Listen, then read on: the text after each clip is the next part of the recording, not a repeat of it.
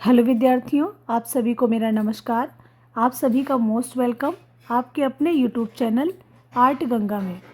विद्यार्थियों, आज इस क्लास में हम लोग नेट का पेपर सॉल्व कर रहे हैं जो अभी हाल ही में 2023 में दिसंबर में हुआ था। विद्यार्थियों, प्रश्न बहुत अच्छा है और आप हमारे साथ सॉल्व करें। और जिन विद्यार्थियों ने नेट का ये पेपर दिया हो, परीक्षा दी हो, वे विद्यार्थी अवश्य मिलाएं और मिलाकर हमें बताएं कि उनके कितने क्वेश्चंस आंसर की के हिसाब से सही हो रहे हैं। तो विद्यार्थियों, चलिए इसी श्रृंखला में हम प्रश्नों को सॉल्व करते हैं। प्रश्न 51 से हम लोग सॉल्व कर रहे हैं क्योंकि 50 प्रश्न जो होते हैं वो फर्स्ट पेपर के होते हैं और जो 100 प्रश्न हैं वो हमारे अपने सब्जेक्ट से संबंधित होते हैं। तो 51वें नंबर से हम लोग सॉल्व कर रहे हैं, 51 क्वेश्चन से सॉल्व कर रहे हैं। और जो इसके पहले 50 क्वेश्चन हैं वो फर्स्ट पेपर के हैं, तो उनको हम लोग यहाँ पर नहीं सॉल्व कर रहे हैं। तो चलिए विद्यार्थियों, क्वेश्चन नंबर 51 देखते हैं। निम्नलिखित में से कौन सी महिला कलाकार का संबंध बड़ौदा से नहीं है? कहा जा रहा है बड़ौदा से नहीं है। विद्यार्थियों, हमने आपको पढ़ाते समय ये पॉइंट नोट कराया था कि नहीं वाले ऑप्शन को ध्यान से पढ़िएगा और आजकल ऐसे प्रश्न खूब पूछे जा रहे हैं। किशोरी कौल, रिनी धूमाल, मृणालिनी मुखर्जी, अंजलि इला मेनन। तो विद्यार्थियों, इस प्रश्न का राइट आंसर है अंजलि इला मेनन। जिन विद्यार्थियों ने पेपर नहीं भी दिया है वो भी अपना मूल्यांकन कर सकते हैं और इस क्लास में जुड़ें और अपना मूल्यांकन खुद करें कितने क्वेश्चन वो सही कर पा रहे हैं, ताकि उनका उत्साह मनोबल बढ़ेगा और वे भी जागरूक होंगे, आगे डिग्री लेंगे। एमए की डिग्री के बाद जो है नेट क्वालिफाई करके और एक अच्छे शिक्षक, एक प्रोफेसर आप बन सकते हैं। विद्यार्थियों, क्वेश्चन नंबर 52 को देखेंगे। सूची फर्स्ट को सूची सेकंड से मिलान कीजिए। दिया है मौर्यकाल, शुंगकाल, गुप्तकाल और चालुक्यकाल। इधर इसका समय दे रखा है, तो इसमें जो राइट आंसर होगा वो है विद्यार्थियों मौर्यकाल का समय क्या है? तो मौर्यकाल का समय 325 से 184 ईसा पूर्व। तो हम इसको यहाँ से मैच करा देंगे। फिर हम शुंग काल का समय देखेंगे। तो शुंग काल का समय है 184 से 72 ईसा पूर्व। तो हमने यहाँ से इसको मिलान कर दिया। फिर गुप्त काल का समय देखेंगे। तो गुप्त काल का समय है विद्यार्थियों 319 से लेकर 600 ईस्वी। तो ये मिला दिया इधर और चालुक्य का अपने आप निकल आया, ये मिला दिया। तो विद्यार्थियों, इस मिलान के आधार पे जो आपका 1 से 4 मैच करा दिया, तो ये वाला आंसर आपका सही हो गया। तो 52 में प्रश्न में पहला ऑप्शन आपका सही है। विद्यार्थियों, क्वेश्चन बहुत ही अच्छे हैं और आपके टीजीटी में भी पूछे जा सकते हैं, इसलिए आप लोग इस क्लास को पूरा देखें, पढ़ें, समझें। और इन प्रश्नों को तैयार करने के लिए सबसे इजी तरीका यही होता है कि आप जितने भी प्रश्न पत्र मैं अपलोड कर रही हूँ उसको, वीडियो को आप बार बार देखें, सुने। उतने मात्र से ही सुनने से आपका वो टॉपिक ही पूरा लर्न हो जाएगा।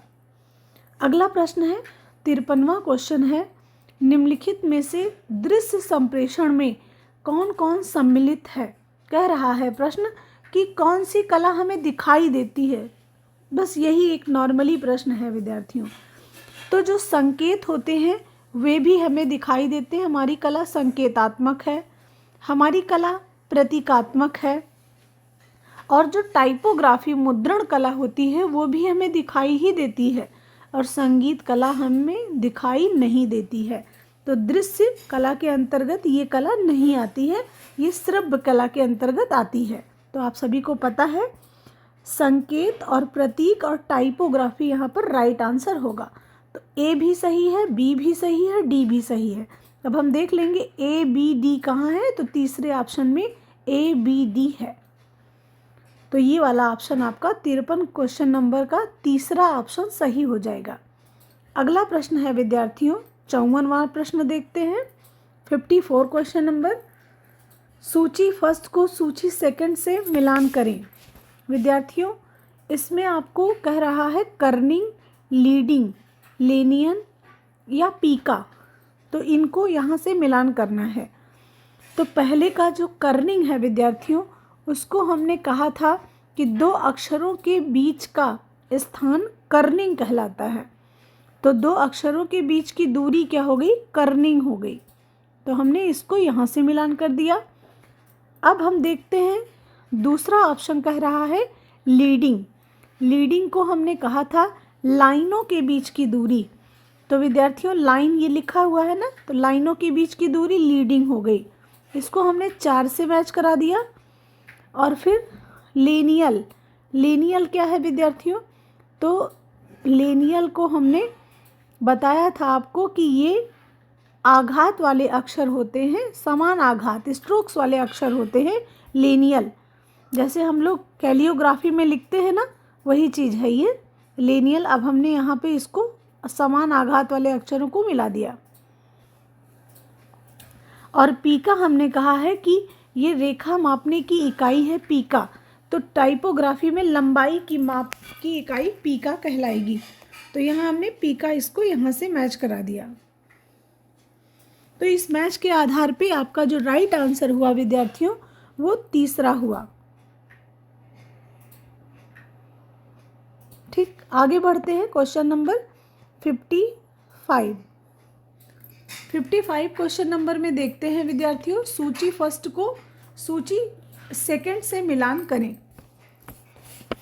ऑप्शन देखेंगे टिम्पन, ब्लैंकेट, मास्टर कॉपी और बर्र। इधर intaglio, serigraphy, lithography, offset press. विद्यार्थियों ये प्रश्न रिपीटेड है, तो टिम्पन को हम लगाएंगे लिथोग्राफी से। टिम्पन का संबंध जो है वो शिला मुद्रण से है, लिथोग्राफी से है। और ब्लैंकेट का संबंध विद्यार्थियों ऑफसेट प्रिंट से है, ऑफसेट प्रेस से है। तो ब्लैंकेट का संबंध हो गया आपका ऑफसेट प्रेस से।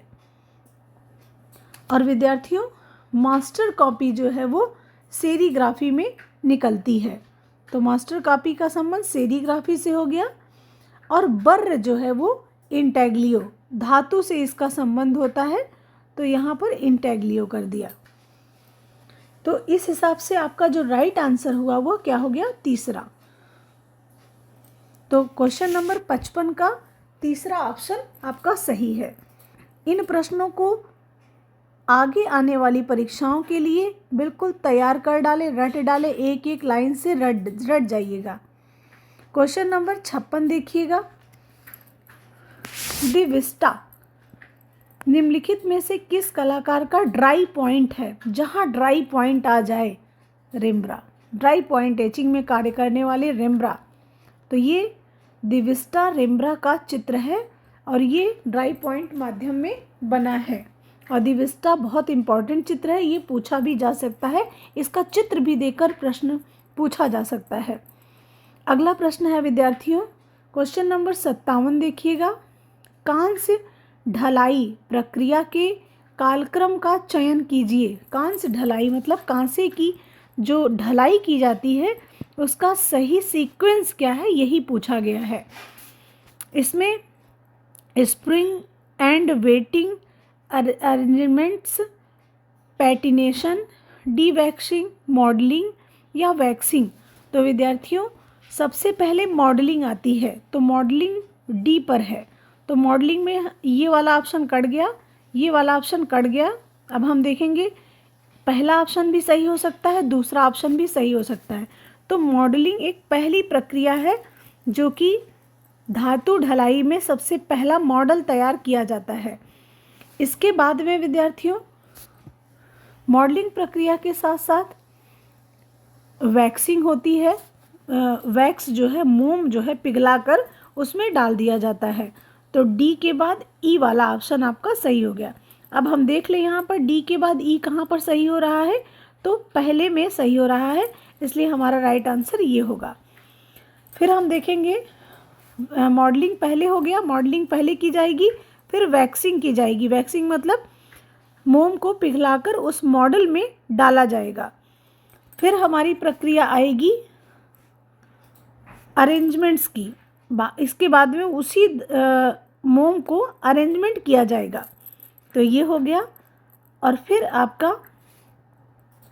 होगा डी वैक्सिंग, मतलब फिर उसको निकाला जाएगा, तोड़ा जाएगा मोम को, तो इसके बाद डी वैक्सिंग की प्रक्रिया आएगी। और फिर लास्ट में पैटिनेशन होगा, जो वह ढलाई वाली मूर्ति तैयार हो जाएगी तो उसका पैटिनेशन होगा। तो यह आपका राइट आंसर है। इसी के आधार पे कांस्य ढलाई का कालक्रम चुना जाता है, ऐसे किया जाता है। अगला प्रश्न है विद्यार्थियों 57 हो गया। अब हम लोग 58 वाला प्रश्न देखते हैं। 58 में क्या पूछा जा रहा है? पूछा जा रहा है कि निम्नलिखित टिजियानो मतलब टिजियानो वेसलिस, ये चित्रकार हैं टिजियानो वेसलिस, और इनको टिशिया चित्रों के कालक्रम का चयन कीजिए। ये टिशिया हैं, इनके चित्रों का क्या पहले कौन सा चित्र इन्होंने बनाया, फिर कौन सा बनाया, इस तरीके से पूछा गया है। मतलब सीक्वेंस लगाना है, टिशिया के चित्रों का सीक्वेंस पूछा जा रहा है। तो विद्यार्थियों, इन्होंने सबसे पहला जो चित्र इसके आधार पर बनाया था वह वर्शिप ऑफ उर्वीनो बनाया था। तो इनका जो चित्र पहला बना वर्शिप ऑफ उर्वीनो बना, ये वाला पहला आंसर हो जाएगा। फिर इन्होंने बनाया वर्शिप ऑफ उर्वीनो के बाद इनका रेप ऑफ यूरोपा है, अच्छा प्रश्न है ये। दूसरे नंबर पे ये बनाया। फिर इन्होंने बनाया एडम और इव, तो ए बी सी डी। फिर पिएटा बनाया, पिएटा इनका भी चित्र है। तो Virgin of Urbino, Rape of Europa, Adam और इव, फिर पिएटा। तो ए बी सी डी सीधा सीधा आंसर आपका ये हो गया। कभी कभी प्रश्न सीधे सीधे आंसर में भी दे दिए जाते हैं, तो इसलिए विद्यार्थियों कभी ये ना सोचिएगा कि सीधा आंसर नहीं हो सकता है। अगला प्रश्न है क्वेश्चन नंबर 59 देखेंगे। पुनरुत्पादन की निम्नलिखित विधियों में अधिक संख्या में मुद्रण उत्पादन हेतु सर्वाधिक उचित मुद्रण प्रक्रियाएं हैं। फ्लेक्सोग्राफी है, कोलोग्राफी है, लिथोग्राफी है, ऑफसेट है या ग्रेवर है। तो विद्यार्थियों, इसमें सबसे पहला जो था वो हमने आपको पढ़ाया भी था नेट की क्लास में, मैंने इस प्रश्न को एकदम हूबहू पढ़ाया भी है विद्यार्थियों। पहले आता है फ्लेक्सोग्राफी, ये ऑप्शन हो गया सही आपका। फिर आएगा ऑफसेट प्रिंटिंग, और फिर आपका आएगा ग्रेवर। तो पुनरुत्पादन की निम्नलिखित विधियों में अधिक संख्या में मुद्रण उत्पादन हेतु, तो सबसे ज़्यादा पहले मुद्रण उत्पादन हेतु फ्लेक्सोग्राफी होगी, फिर ऑफसेट से निकलता है, फिर ग्रेवर से निकलता है। तो यहाँ पर ए डी और आपका right answer E, A D E, मतलब तीसरा ऑप्शन आपका सही हो जाएगा। क्वेश्चन नंबर 59 में तीसरा आंसर आपका सही है। अब देखते हैं 60 नंबर वाला प्रश्न को। छापा कला में वॉश आउट का प्रयोग किसके लिए होता है? एक्वाटिंट में प्लेट को बिछाने के लिए, प्रस्तर या प्लेट को एच के लिए, किसी प्रस्तर या प्लेट से पुरानी स्याही या चित्र को हटाने के लिए, गोंद को हटाने या प्रस्तर या प्लेट को पुनः सुग्राही बनाने के लिए। तो विद्यार्थियों, छापा कला में जो वॉश आउट का प्रयोग किया जाता है वह किसी प्रस्तर या प्लेट से पुरानी स्याही या चित्र को नष्ट करने के लिए, ख़त्म करने के लिए, हटाने के लिए होता है। तो इसका राइट आंसर हो गया तीसरा ये। क्वेश्चन नंबर 61 देखिएगा। प्रश्न कह रहा है निम्नलिखित में अभिकल्पन मतलब डिज़ाइन होता है के महत्वपूर्ण वर्गीकरण हैं। क्या है? प्रकृतिवादी, बहुरंगी, बहुवर्णी, पारंपरिक या अलंकारिक या अमूर्त।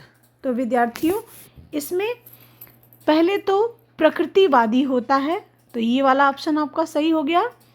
फिर पारंपरिक या अलंकारिक भी होता है, ये भी ऑप्शन सही हो गया।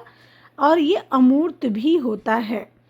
तो ए सी डी, अब ए सी डी देख लेंगे कहाँ है, ए सी डी, ये वाला राइट आंसर आपका हो गया।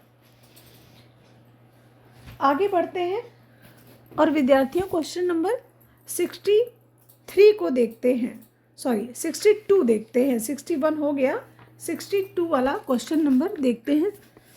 62 प्रश्न कह रहा है, पहला भारतीय कलाकार कौन था जो ग्राफिक आर्ट सीखने विदेश गया था? गगनेंद्र लाल टैगोर, मुकुल चंद्र डे, रविंद्रनाथ टैगोर या राजा रवि वर्मा? तो विद्यार्थियों इसका राइट आंसर है मुकुल चंद्र डे। बहुत से स्टूडेंटों ने यहाँ पर राजा रवि वर्मा को टिक किया होगा, जो कि राजा रवि वर्मा को मैंने पढ़ाया है, बताया है विद्यार्थियों कि वे ग्राफिक आर्टिस्ट नहीं हैं। तो मुकुल चंद्र डे ऐसे पहले भारतीय कलाकार थे, बंगाल शैली के कलाकार थे, जो ग्राफिक कला सीखने विदेश गए थे। बहुत अच्छा प्रश्न है और ये टीजीटी के लिए भी महत्वपूर्ण प्रश्न बनेगा। विद्यार्थियों आज से हमारा 5 जनवरी 2024 से नया बैच शुरू हो रहा है।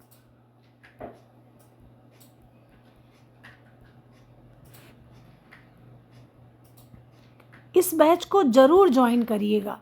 इस बैच में मैंने बहुत से नए नए प्रयोग किए हैं, नए नए तरीक़ों से पढ़ाने का एक बहुत अच्छा बैच तैयार किया है, जिसे हम तैयारी जीत की, और वास्तव में ये तैयारी जीत की ही होगी। तैयारी जीत की एक नया बैच शुरू मैंने किया है आज से ही, और इस बैच को ज़रूर ज्वाइन करिएगा। और आपको बहुत अधिक जानकारी के लिए आप हमारे 8545004467 इस नंबर पे संपर्क करके आप हमारी क्लासेस ज़रूर ज्वाइन करें विद्यार्थियों। बहुत बेहतरीन क्लास है, एक फ़ीस में 4 क्लास, और इस फीस को मैंने किस्तों में डिवाइड कर दिया है। आप आराम से पेमेंट करके क्लास ले सकते हैं। आप एक बार देखिए तो सही क्लास में क्या है, बहुत बेहतरीन क्लास है, क्लास ज़रूर ज्वाइन करिएगा। विद्यार्थियों अगला प्रश्न है, दयाराम साहनी का संबंध में की गई खुदाई से था? तो दयाराम साहनी का संबंध हड़प्पा से था। ये नॉर्मली प्रश्न था। क्वेश्चन नंबर 64 देखेंगे। क्वेश्चन नंबर 64 कह रहा है, जन्म वर्ष के अनुसार सही कालक्रम में व्यवस्थित कीजिए। तो जन्म वर्ष के अनुसार सही काल में व्यवस्थित करने के लिए कहा गया है फ्रांसिस्को गोया, रिम्ब्रा, मॉन्टेग्ना, अल्बर्ट ड्यूरर, विलियम होगार्थ। तो विद्यार्थियों जो मॉन्टेग्ना था वो इन सब में सबसे बड़ा चित्रकार था। तो मॉन्टेग्ना को हम पहले कर लेंगे।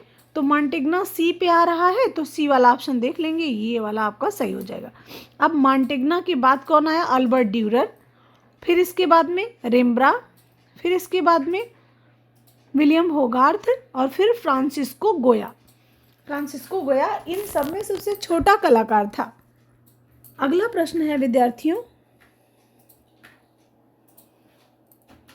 निम्नलिखित में से कौन सा उन भुजाओं का गणितीय अनुपात है जो एक जैविक, संतुलित और सौंदर्य की दृष्टि से मोहक संरचना का निर्माण करती है? तो विद्यार्थियों इसमें 1:1.618 ये है। और ये क्या है आप जानते हैं? ये प्रश्न मैंने पढ़ाया भी है यूनानियों द्वारा स्वर्णिम विभाजन का सिद्धांत है। यूनानियों द्वारा दिया गया स्वर्णिम विभाजन है ये।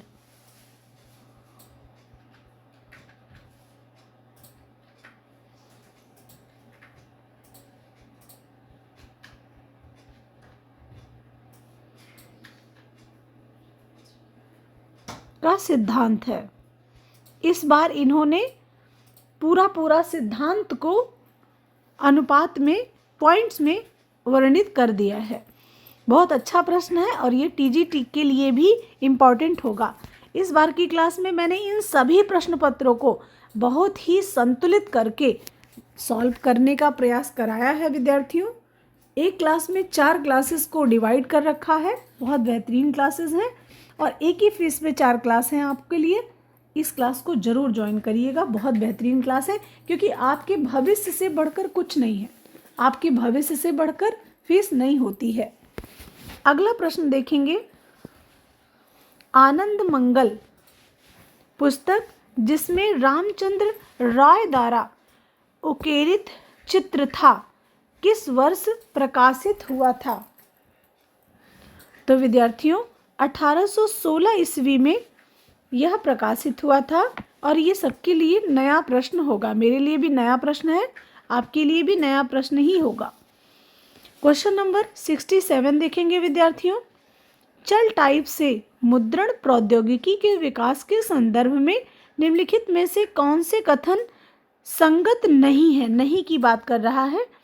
तो ऑप्शन है, गुटेनबर्ग ने चल टाइप की अन्वेषण किया, बिल्कुल सही है, तो ये संगत पूर्ण है। और यहाँ पूछ क्या रहा है? कथन संगत नहीं है, तो ये वाला हो नहीं सकता ऑप्शन आपका। उपर्युक्त अन्वेषण 19वीं शताब्दी के उत्तरार्ध में किया गया था, नहीं, गलत है, ये 15वीं शताब्दी के लगभग में किया गया था, तो ये वाला ऑप्शन के अकॉर्डिंग ये वाला सही आंसर। इस अन्वेषण से ऑफसेट मुद्रण का जन्म हुआ था, नहीं, इस अन्वेषण से ऑफसेट मुद्रण का जन्म नहीं हुआ था, तो ये भी सही है ऑप्शन के अकॉर्डिंग। और डी कह रहा है कि चल टाइप से प्रथम मुद्रित पुस्तक बाइबिल थी, ये बात सही है, तो ये भी आंसर गलत नहीं है। चल टाइप बनाने में शीशा और लौह धातु के मिश्रण का प्रयोग किया गया था, तो ये बात गलत है। तो विद्यार्थियों बी, सी और ई ऑप्शन आपका सही है। तो बी, सी, ई को हम देख लेंगे, दूसरे ऑप्शन में ये है। तो 67 क्वेश्चन में आपका राइट आंसर जो है वो दूसरा होगा, बी, सी और ई। अगला प्रश्न है 68 को देखेंगे। जावा इंडोनेशिया में स्थित सबसे बड़े बौद्ध मंदिर को किस नाम से जाना जाता है? अंकोर वाट मंदिर कंबोडिया में, बोरोबुदुर मंदिर इंडोनेशिया में, तो विद्यार्थियों बोरोबुदुर मंदिर यहाँ पर आपका राइट आंसर होगा। अच्छा प्रश्न है, टीजीटी के योग्य है, टीजीटी में भी ये प्रश्न आ सकता है। कारपोरेट विज्ञापन विवादास्पद क्यों होते हैं? कारपोरेट विज्ञापन का अपव्यय है, सही है। इस प्रकार के विज्ञापनों में उपभोक्ताओं की रुचि नहीं होती है। यह कॉरपोरेट असंयम का खर्चीला स्वरूप है। उपरोक्त सभी, तो राइट आंसर यहाँ पर उपरोक्त सभी होगा। अगला प्रश्न देखते हैं विद्यार्थियों। अगला प्रश्न है निम्नलिखित में से कौन से कलाकारों ने बापूजी जैसे समान शीर्षक से छापा कलाकृति सृजित की है? तो विद्यार्थियों इसका जो राइट आंसर होगा वह होगा, एक तो नंदलाल बोस को हम छोड़ नहीं सकते, क्योंकि नंदलाल बोस गांधी जी से संबंधित उन्होंने बहुत से चित्र बनाए। और दूसरा इसमें है राइट आंसर ललित मोहन सेन, इन्होंने भी छापा कला में ललित मोहन सेन ने भी गांधी जी जैसे विषय को चुना था। तो बी और डी ऑप्शन यहाँ पर आपका सही है। बी और डी में देख लेंगे कौन सा ऑप्शन है, तीसरा, केवल बी और डी ऑप्शन आपका सही है। अगला प्रश्न है क्वेश्चन नंबर 71 देखेंगे। सेना में भर्ती के लिए प्रसिद्ध poster I want you for US army निम्नलिखित में से किस डिज़ाइनर की कृति थी? तो विद्यार्थियों ये फ्रॉग की कृति थी, जेम्स मॉन्टगोमरी फ्रॉग। अगला प्रश्न है क्वेश्चन नंबर 72, देखिएगा। उन मूर्तिकारों को पहचान कीजिए जो छाया चित्रकारी के लिए भी जाने जाते हैं। तो छाया चित्रकारी के लिए भी जाने जाते हैं, इनमें ऑप्शन है राघव कनेरिया, शिव सिंह, हिम्मत शाह और पुष्पमाला। तो विद्यार्थियों, राघव कनेरिया ये भी छाया चित्र के लिए जाने जाते हैं, छापा चित्र के लिए, और पुष्पमाला भी। तो राइट आंसर ए व डी है। अब ए व डी देख लेंगे किसमें है, तो चौथे ऑप्शन में ए व डी है। तो यहाँ पर राघव कनेरिया और पुष्पमाला जो है ये छापा कलाकार भी हैं। शिव सिंह और हिम्मत शाह ये नहीं है। अगला प्रश्न है क्वेश्चन नंबर 73, देखेंगे। मोढेरा सूर्य मंदिर का निर्माण निम्नलिखित में से किस वास्तु शैली में हुआ था? तो मोढेरा का सूर्य मंदिर कहाँ है विद्यार्थियों? कमेंट्स बॉक्स में इसका उत्तर जरूर लिखिएगा। और हम आपको वास्तु शैली में हुआ था तो बताते हैं, सोलंकी वास्तु शैली में हुआ था।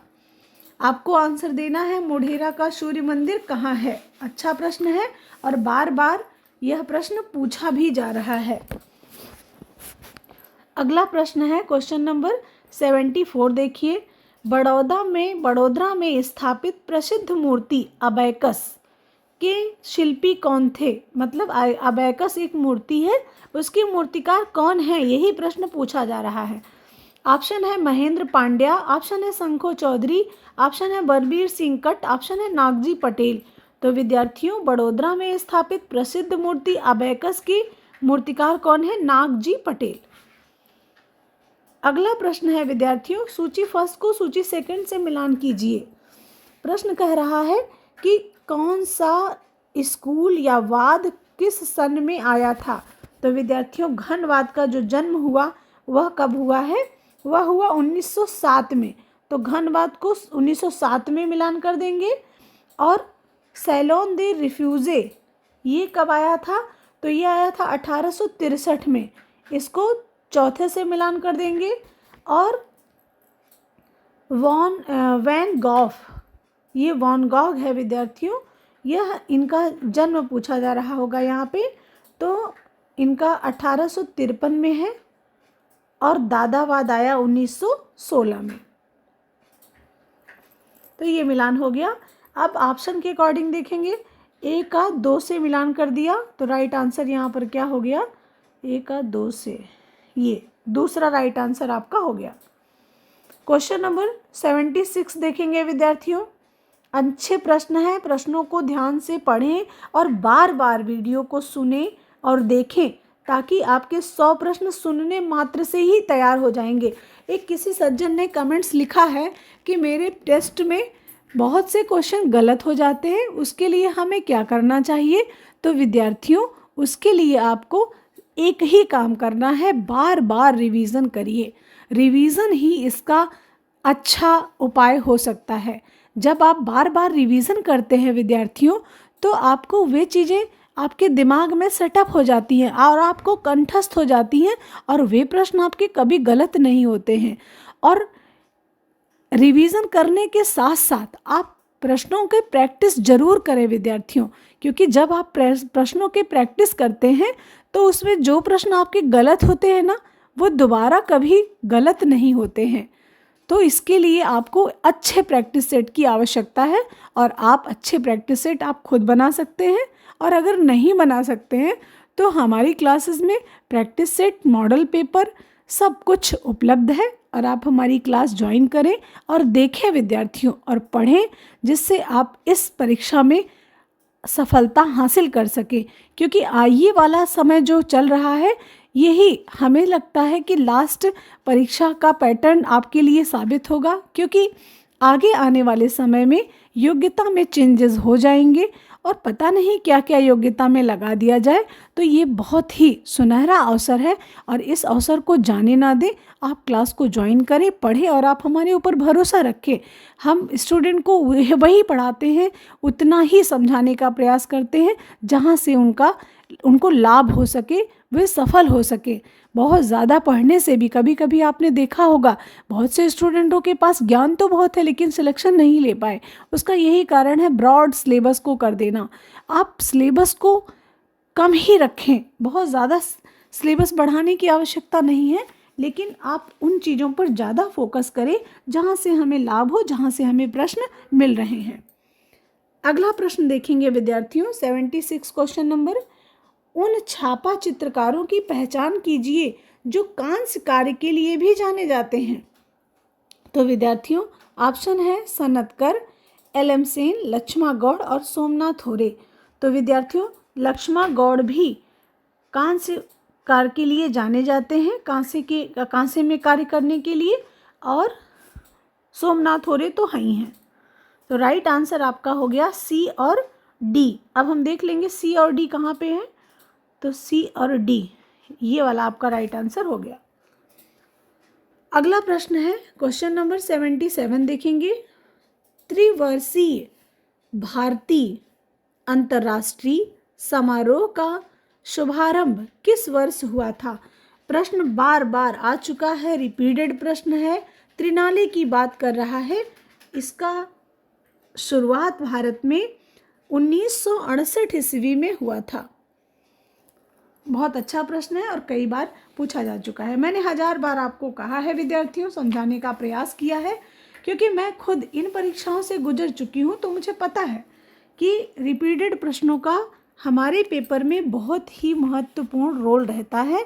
इसलिए आप रिपीटेड प्रश्न जितने हैं, जैसे मैंने एक क्लास रखी है सन 2009 से लेकर 2023 तक के संपूर्ण राज्यों के, जितने भी राज्यों में, जैसे हिमाचल प्रदेश हो गया, उत्तर प्रदेश हो गया, उत्तराखंड हो गया, आपका बिहार हो गया, हिमाचल प्रदेश हो गया, हरियाणा हो गया, बहुत से ऐसे सभी राज्यों के TGT, PGT, net, JRF, assistant professor के परीक्षाओं में पूछे गए प्रश्न पत्रों को मैंने इस क्लास में शामिल कर रखा है। बहुत बेहतरीन क्लासेस हैं।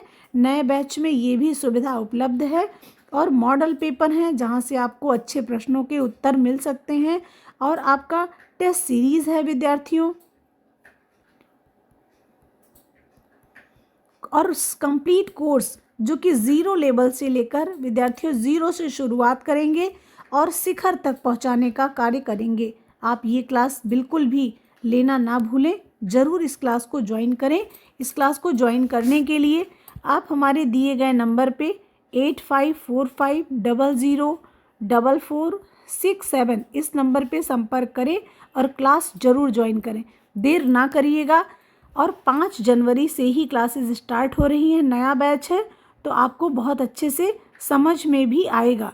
इसलिए ये क्लास ज़रूर ज्वाइन करिएगा, खूब पढ़िएगा मेहनत से, और सफलता आपके कदम चूमेगी इस क्लास से। अगला प्रश्न है विद्यार्थियों 78 क्वेश्चन नंबर। नाम या शैली जिसके अंतर्गत कोई फर्म किसी विशेष वर्ग की वस्तुओं का व्यापार करती है कहलाती है। क्या कहलाती है? लोगो कहलाती है, ट्रेड नाम कहलाती है, प्रतीक या पिक्टोग्राम कहलाती है। तो विद्यार्थियों ट्रेड नाम कहलाती है। अगला प्रश्न है क्वेश्चन नंबर 79 देखिएगा। प्रसिद्ध कलाकार रेम्ब्रांट का जन्म किस स्थान पर हुआ था? पेरिस, लीडेन, मलागा और एंट्सवर्प। तो विद्यार्थियों इसका राइट आंसर होगा लीडेन में इनका जन्म हुआ था रेम्ब्रांट का। क्वेश्चन नंबर 80 देखिएगा, अच्छे प्रश्न हैं इसमें। इन प्रश्नों को अपने लिए टीजीटी के लिए भी लर्न जरूर करिएगा। सूची फर्स्ट को सूची सेकंड से मिलान करिए। भुवनेश्वर, खजुराहो, महाबलीपुरम, एलोरा, कंदरिया महादेव मंदिर, अनंत वासुदेव मंदिर, कैलाश मंदिर, द्रौपदी रथ। तो विद्यार्थियों भुवनेश्वर से संबंध है किसका? तो भुवनेश्वर में विद्यार्थियों अनंत वासुदेव मंदिर है, यहाँ से इसको मिला दिया। अब ये मंदिर इम्पोर्टेंट बन गया, एक बार परीक्षा में पूछा गया, आपके लिए आगे के समय के लिए इम्पोर्टेंट बन जाएगा बिल्कुल। अब दूसरा देखेंगे खजुराहो कहाँ? खजुराहो कंदरिया महादेव मंदिर से संबंध रखेगा। महाबलीपुरम का संबंध किससे है? तो महाबलीपुरम का संबंध द्रौपदी रथ से है, और कैलाश मंदिर एलोरा में है। तो इसका राइट आंसर ए का हम देखेंगे अनंत वासुदेव मंदिर, ए का 2। तो विद्यार्थियों राइट आंसर आपका, अब ये भी हो सकता है, ये भी हो सकता है। अब हम खजुराहो को देख लेंगे, कंदरिया महादेव मंदिर, तो हमारा राइट आंसर हो गया ये 4। तो विद्यार्थियों आज की क्लास में हमने आपको इतने प्रश्न सॉल्व कराए हैं और हम इसका नेक्स्ट वीडियो आपको बहुत जल्द उपलब्ध कराएंगे। और नीट की जो पेपर है उसमें 100 प्रश्न हैं। 100 प्रश्नों को मैंने 2 वीडियो में डिवाइड कर रखा है। ये फर्स्ट वीडियो है और दूसरा वीडियो भी आपको बहुत जल्द मिल जाएगा। और फर्स्ट और सेकंड दोनों वीडियो को आप अच्छे से लर्न करिएगा, सुनिएगा, पढ़िएगा और नई क्लासेस को ज्वाइन करिएगा। ऐसे ही आप हमारे साथ आर्ट गंगा पर बने रहें, ऐसे पढ़ते रहें, आगे बढ़ते रहें। इन्हीं शुभकामनाओं के साथ आप सभी को नमस्कार।